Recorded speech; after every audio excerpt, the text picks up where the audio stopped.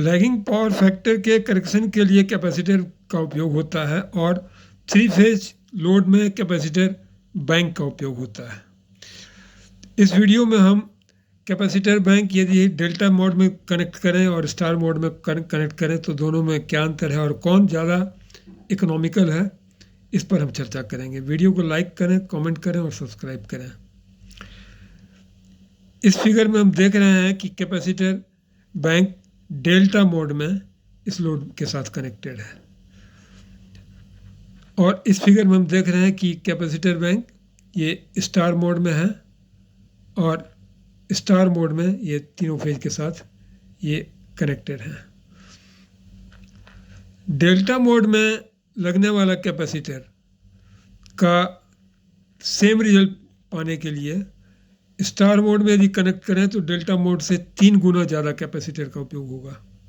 जैसे 0.8 से 0.9 power factor correct करना है, एग्जिस्टिंग पावर फैक्टर 0.8 है और हमारा डिजायर्ड पावर फैक्टर 0.9 है, तो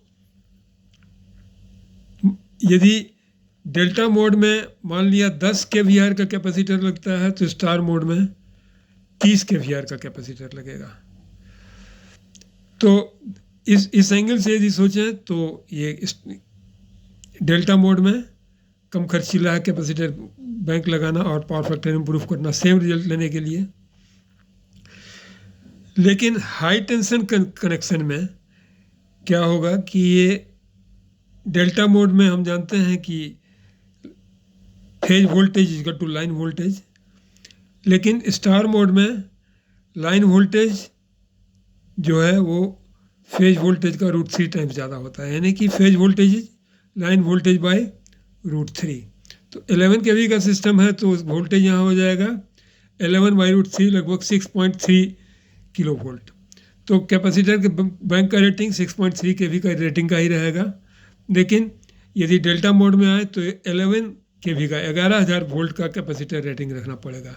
हायर वोल्टेज पर कैपेसिटर को मेंटेन करना ज़्यादा खर्चीला होता है और हायर वोल्टेज का कैपेसिटर सेम रेटिंग है 10 kVAR का, मान लिया कि 6 kV में यदि 10 रुपये कॉस्ट होगा तो इसमें 11 kV में डेल्टा मोड में ये कॉस्ट 20 रुपये हो जा सकता है।